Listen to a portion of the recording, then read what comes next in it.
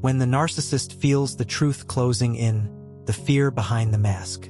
There comes a moment, quiet but seismic, when a narcissist realizes that their greatest fear is about to come true. You're ready to tell the truth. It's in that instant that something changes in their eyes. The usual arrogance fades. The icy rage you've seen so many times before melts into something raw, unfamiliar, and unsettling: fear. Psychologists describe this reaction as a narcissistic injury, a psychic wound that threatens to shatter the false self they've spent years constructing. What you are witnessing isn't just fear of exposure, it's terror of annihilation. Because for a narcissist, being seen for who they truly are feels like death itself. They've lived behind a mask, crafted from lies, manipulation, and carefully curated half-truths. But now the mask is slipping. According to Dr. Ramani Durvasula, a leading expert on narcissistic behavior, this moment of potential exposure triggers a primitive survival response. The narcissist's identity is built on illusion.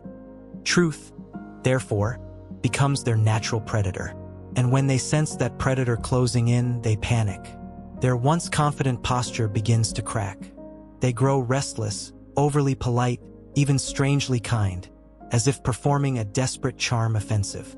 But beneath that surface calm, their mind races in full-blown damage control.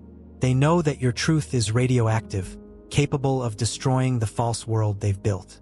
This fear of exposure ignites one of their most insidious defense mechanisms: preemptive storytelling. Before you even open your mouth, they start spreading their own version of events. They twist facts, sprinkle in just enough emotional language to sound sincere, and present themselves as the misunderstood victim. Psychologists call this narrative hijacking, a tactic used to maintain control of the social narrative before reality can catch up. The narcissist will drop hints about being targeted or unfairly treated, ensuring that by the time your truth emerges, their web of half-lies has already clouded the public mind.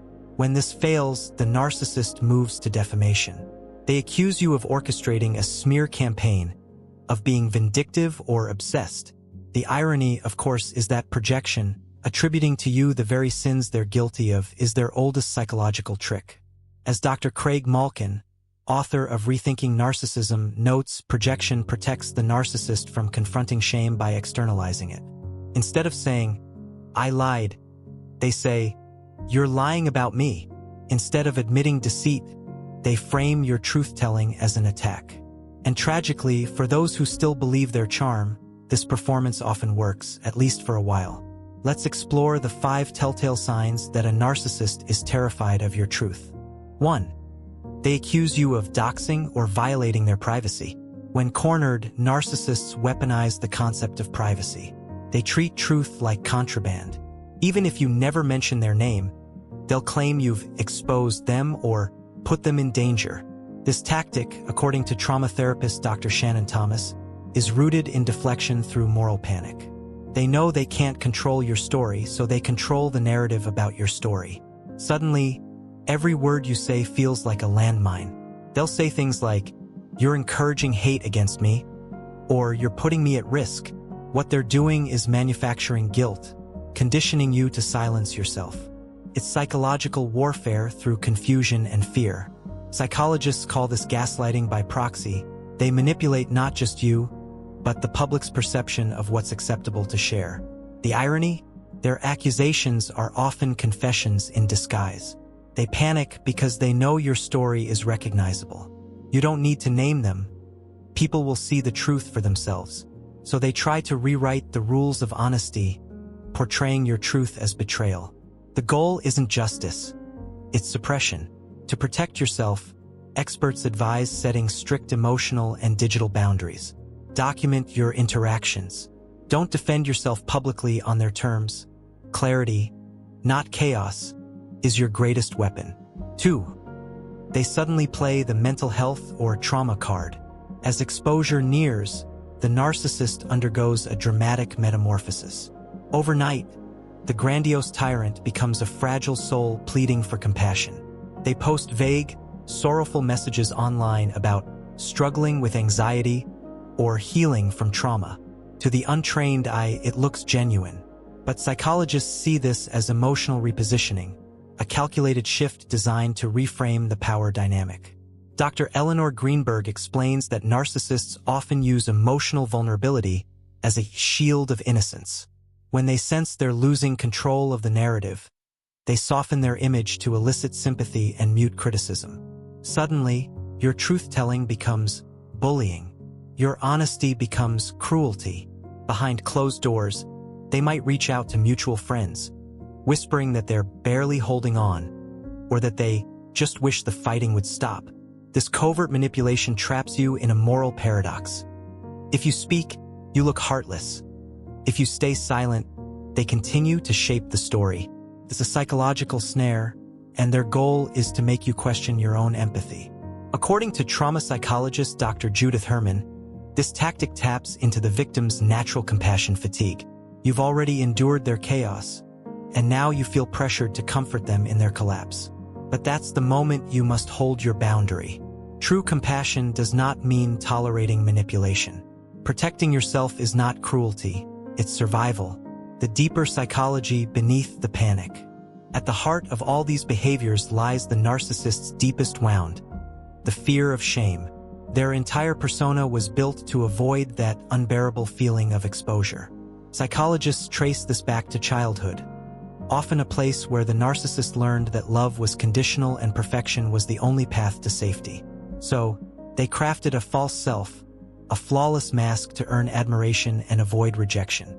Your truth threatens that mask, which is why they react not with humility but with terror. For the victim, this dynamic can feel disorienting, even guilt-inducing. You may begin to doubt your right to speak, question whether your truth is too harsh or too revealing. But psychologists emphasize that healing begins with reclaiming your voice. Dr. Ramani often reminds survivors, the narcissist's fear of your truth is proof of your power. The path forward isn't about revenge, it's about release. You don't need to expose every lie or defend every detail. Your strength lies in clarity, boundaries, and peace. Narcissists thrive in chaos. Silence, calm, and authenticity are what dismantle their illusion. When the narcissist realizes they can no longer win with logic or charm, they reach for their final, most manipulative weapon, pity. It's their psychological fallback, the emotional sleight of hand that turns their downfall into your perceived cruelty. According to psychologist Dr. George Simon, this tactic, known as covert aggression, allows the narcissist to maintain control by cloaking manipulation in innocence. And that's where their next move begins. One that unfolds quietly, strategically, and always behind your back. 3. The whisper campaign, planting seeds before you speak. Long before you find the courage to tell your truth, the narcissist begins preparing the battlefield. They move like a shadow, slipping into private messages and quiet conversations with people you both know. Their words are measured, their tone soft, almost sorrowful. I think they're upset with me, they might say. I just hope they're okay. It sounds harmless, compassionate, even, but make no mistake, this is not empathy. It's strategic impression management. Psychologists often describe this as preemptive reputation management. The narcissist knows that when truth surfaces, it won't be kind to them. So they plant subtle, carefully constructed doubts in the minds of mutual friends and allies. Tiny psychological traps that blossom into suspicion when you finally speak. Dr. Ramani Durvasula explains that this behavior stems from narcissistic paranoia, the belief that being exposed equals annihilation. Their defense is to ensure that by the time your truth reaches others, it sounds like fiction. They choose their targets with surgical precision, people who prize peace over truth, who will tell themselves that both sides must have made mistakes. They use language like private matter or confidential situation to prevent others from warning you. These individuals become unwitting accomplices, manipulated into carrying the narcissist's message of false concern. And when you finally speak, they act shocked, betrayed even. I can't believe they're doing this after everything I've done for them, they say with trembling voices. The performance is immaculate. They appear calm, dignified, and heartbreakingly misunderstood. You, on the other hand, are framed as hysterical or vindictive. Psychologists note that this reversal, known as DARVO, deny, attack, reverse victim and offender, is the narcissist's most reliable defense strategy. Confuses the audience and isolates the victim. The antidote? Stay anchored in facts. Do not defend yourself emotionally. Truth, calmly told, has gravity, and over time that gravity exposes pretense. 4. The controlled confession, admitting just enough to survive. When the narcissist senses their lies teetering on the edge of collapse, they shift tactics. Suddenly, they appear reflective, even remorseful. They confess, but only in fragments. I wasn't perfect, they say. I made mistakes too. These statements sound humble, but psychologists identify them as pseudo-remorse, a performance designed to neutralize your credibility and reclaim moral high ground. Dr. Carol McBride, author of Will I Ever Be Free of You, explains that narcissists use partial admissions to maintain control of the narrative. By confessing to small, vague wrongdoings, they preempt deeper truths. It's psychological sleight of hand, the equivalent of leaking a small story to distract from the real scandal. Their apologies are artfully constructed. They use emotion to trigger empathy, sometimes even tears, but notice what they never do. They never name what they actually did. They never address specific actions, victims, or consequences. Instead, they speak in cinematic generalities about misunderstandings and lessons learned. This tactic works because humans are wired for redemption stories. As social psychologist Jonathan Haidt notes, we instinctively prefer narratives where people learn and grow.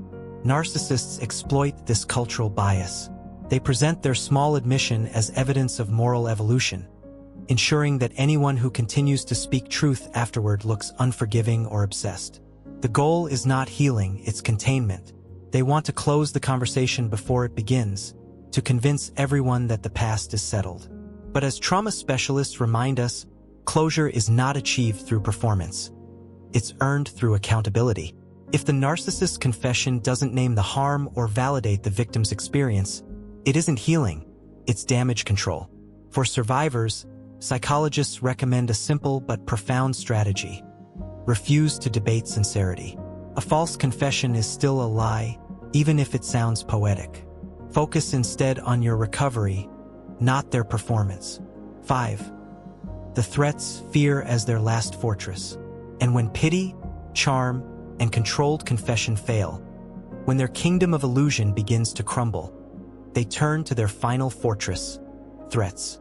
The narcissist's fear of exposure mutates into intimidation. You might hear, "My lawyer will contact you," or "This is defamation." These words are rarely backed by action.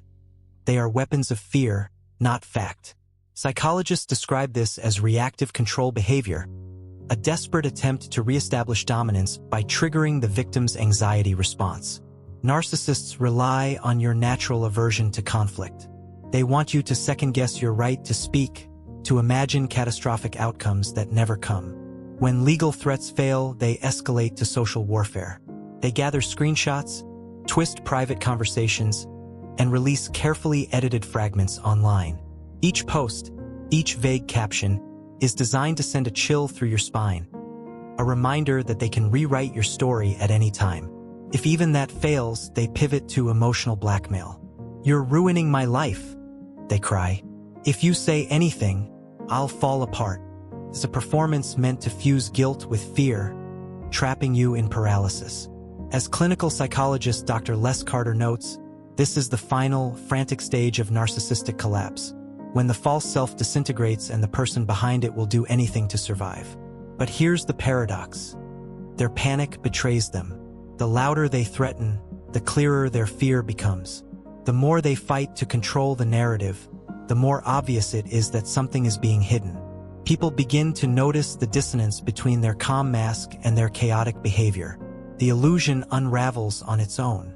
The psychology of collapse and the power of truth. Every act of manipulation, every whisper and performance, stems from one primal emotion: terror of exposure. Psychologists agree that narcissists experience truth as annihilation, the destruction of their carefully constructed identity. Their fear is not just of being disliked, it's of psychological extinction. But for the survivor, that same truth is liberation. Dr. Ramani often reminds survivors, the narcissist's collapse is not your responsibility, it's the cost of their deceit. Speaking your truth is not vengeance, it's recovery. It's reclaiming your narrative from the person who rewrote it to suit their ego. Healing, however, is not found in confrontation. It's found in clarity. Narcissists thrive on chaos. Peace confuses them. Your calm, your silence, your refusal to participate in their theater. That is the final act they cannot script. So when the threats come, when the whispers grow loud and the pity parade marches on, remember, you are not the villain in their story. You are the author of your own. And as every psychologist will tell you, the truth, once spoken, may shake the walls of illusion, but it also sets the soul free. Final thoughts. When a narcissist senses their empire of lies beginning to crumble, they will do anything, to silence the one thing that can destroy it, your truth. But as psychologists and survivors alike remind us, truth is not an act of war. It's an act of liberation. And every time you choose honesty over fear, you reclaim another piece of yourself that they once tried to own. So when you see that flicker of fear in their eyes, know this, it's not your power that terrifies them. It's their own reflection finally staring back.